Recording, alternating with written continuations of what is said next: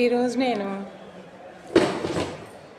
ఇంగ్లీష్లో సాధారణంగా ప్రజలందరికీ ఉండేటటువంటి కొన్ని అపోహలను తొలగించాలనే చేస్తున్నాను ఈ వీడియో. అదేమంటే ఇంగ్లీష్లో మాట్లాడు అంటారు. నేను ఇంగ్లీష్ టీచర్ని అయినంత మాత్రాన ఇంగ్లీష్లో మాట్లాడడం నాకేం సంతోషం? నేను నా మాతృభాష ఏదో ఆ మాతృభాషలోనే పుట్టాను, పెరుగుతున్నాను, చదువుకున్నాను, అయిపోయింది. నా సంతోషం కోసం, నా జీవితంలో ఇతరులతో నా అవసరాలను తీర్చుకోవడం కోసం, నా మానసికమైన సంతోషం కోసం సినిమాలు చూసినా, నాటకాలు చూసినా, ఎవరితోటన్నా పిచ్చాపాటి మాట్లాడుకున్నా నాకు తెలుగులో మాట్లాడుతూనే నాకు ఇష్టం అవుతుంది. నా మదర్ టంగ్ అది అయినప్పుడు తెలుగులో కాకుండా ఇంగ్లీష్లో నేను ఎట్లా మాట్లాడతాను? అసలు నాకు ఎట్లా సంతోషం కలుగుతుంది? నా జీవనోపాధి కోసం నేను అది నేర్చుకున్నానే కానీ అది తప్పనిసరిగా అన్ని సందర్భాల్లో నా చావు బతుకుల్లో కూడా దాన్నే మాట్లాడాలి అనే శాసనం ఏముంది?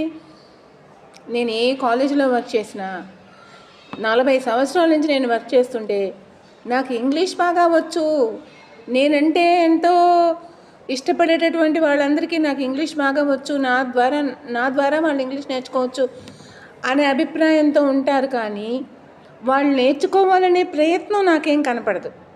నన్ను ఊరికే మాట్లాడమంటారు. నేను మాట్లాడుతుంటే వాళ్ళు వింటుంటే వాళ్ళకి ఇంగ్లీష్ వచ్చేస్తుంది అనుకుంటారు. అది ఎలా జరుగుతుంది? వేరే వాళ్ళు మాట్లాడుతుంటే మనం వింటుంటే మనకి ఇంగ్లీష్ ఎప్పటికీ రాదు, ఏ భాష రాదు. అలాగా కొన్ని ఇంగ్లీష్ పదాలు మీకు వచ్చు, అంతవరకే. గ్రామర్ రాదు మీకు, చాలా పదాలు కూడా తెలియవు. అలాంటప్పుడు మీరు ఇంగ్లీషు భాషని నేర్చుకుని, గ్రామర్ నేర్చుకుని, ఒక టీచర్ ద్వారా నేర్చుకుని, ఎక్సర్సైజ్ చేసి, నా ద్వారానే కూడా నేర్చుకుని ఎక్సర్సైజ్ చేసి, తర్వాత ప్రయత్నం చేసి, తర్వాత ఒక కంపానియన్ ద్వారా మాట్లాడుతూ ఉంటే వస్తుందే. కానీ అసలు ఏమీ రాకుండా వెజిటబుల్ అమ్ముకునేవాళ్ళు, లేకపోతే రోడ్డు మీద కనిపించిన ప్రతి ఒక్కళ్ళు, బస్సు డ్రైవర్ దగ్గర నుంచి, కండక్టర్ దగ్గర నుంచి, ఒక కాలేజ్ ప్రిన్సిపల్ వరకు ప్రతి ఒక్కరూ నేను ఇంగ్లీష్ టీచర్ అనేటటువంటి ఒకే ఒక విషయం వల్ల నేనంటే మోజుపడతారు. ఎందుకంటే ఇంగ్లీష్ రోజు వినొచ్చు నాతో మాట్లాడితే అనుకుంటారు. వాళ్ళు మాట్లాడడం ఏముండదు, నేను మాట్లాడాలంట. నాకేమన్నా పిచ్చయి నేను మాట్లాడతానా? నాకెంత విసుగు అసలు. వాళ్ళు మాట్లాడుతుంటే మాకేం అర్థం కాదు, మనం మాట్లాడుతుంటే వాళ్ళకేం అర్థం కాదు. భాష అనేది కమ్యూనికేషన్ కోసం 2 వే ప్రాసెస్. అది నువ్వు మాట్లాడాలి, నేను అర్థం చేసుకోవాలి, నేను మాట్లాడాలి, నువ్వు అర్థం చేసుకోవాలి. ఈ ప్రాసెస్లో ఎక్కడ బ్రేక్ అయినా కానీ దానికి విలువే లేదు. మరి నేను మాట్లాడుతుంటే నీకెట్లా వస్తుంది? అదే విషయం నేను ఎన్నిసార్లు చెప్పినా ఎవ్వరూ పట్టించుకోరు. నేను ఇంగ్లీష్ మాట్లాడితే వాళ్ళకి ఎలా వస్తుందో నాకు అర్థమే కాదు. అసలు నేను ఇక్కడ చెప్పే పాయింట్ ఏంటంటే, మన స్టూడెంట్స్ ఇంగ్లీష్ మీడియంలో చదువుకున్నాం అనేటటువంటి ఒక అపోహతో అసలు ఇంగ్లీషు నేర్చుకోలేదు, తెలుగు నేర్చుకోలేదు. ఇంగ్లీష్ వచ్చు అనే భ్రమతో తెలుగుని నెగ్లెక్ట్ చేస్తున్నారు.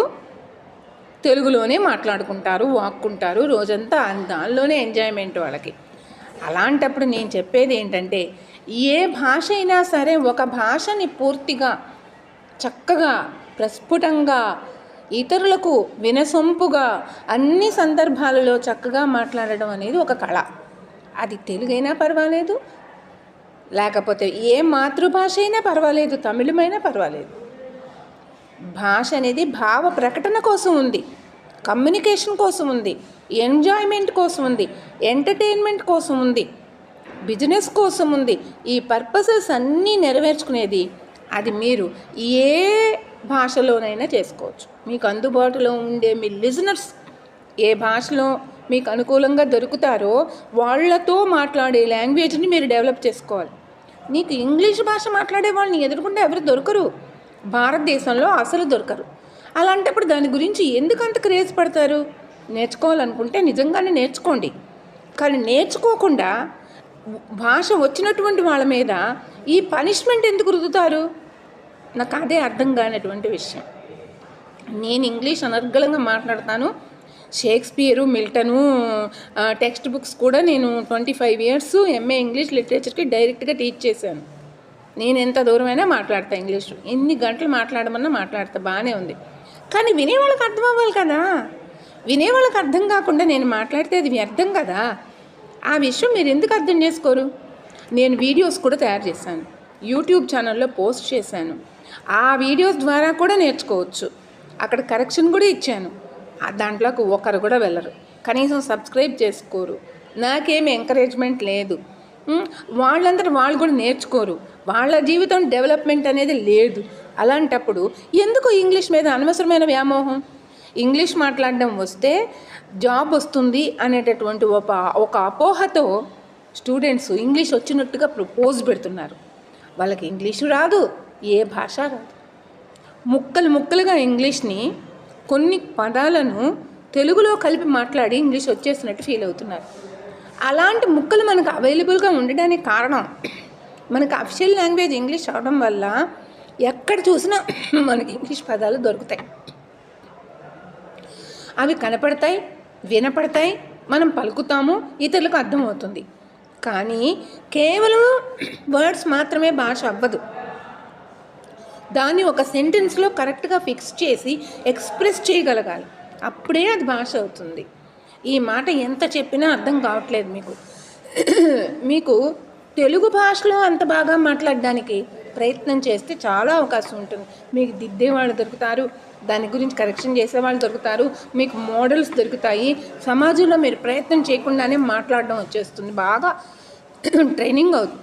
అంతేగాని ఇంగ్లీష్ మాట్లాడుతుంటే ఇంగ్లీష్ రాదు. అసలు ఇంగ్లీష్ మాట్లాడడం అనేది సమాజంలో మీకు దొరకదు కూడా, అది లభ్యం కూడా కాదు. ఎవరైనా మాట్లాడినా కానీ ముక్కలుగానే మాట్లాడతారు.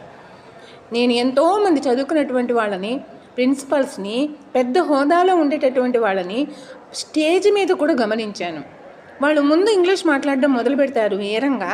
2-3 సెంటెన్సెస్ చిలక పలుకుల్లాగా మొదటి నుంచి ఎప్పటి నుంచో చెప్పుకునే కొన్ని చెప్పేసిన తర్వాత నిజమైన డీప్ టాకింగ్లోకి వెళ్ళేటప్పటికి తెలుగులోకి వచ్చేసి అదేమంటే మీకు అర్థం కాదు, అందుకని నేను బాగా మీకు అర్థం కావడం కోసం నేను తెలుగు చెప్తున్నాను అంటారు. ఇది ఆడియన్స్ యొక్క జ్ఞానాన్ని తృణీకరించినట్టే లెక్క, ఇన్సల్ట్. అది ఆడియన్స్కి ఇన్సల్ట్. ఎందుకంటే భారతదేశంలో ఇంగ్లీషు మాట్లాడితే చాలా వరకు అర్థమవుతుంది, కానీ అది పూర్తిగా రిప్లై చేసేటటువంటి లెవెల్లో, అది బాగా మనసుకు అర్థమయ్యేటటువంటి లెవెల్లో వాళ్ళకి ఉపయోగపడదు.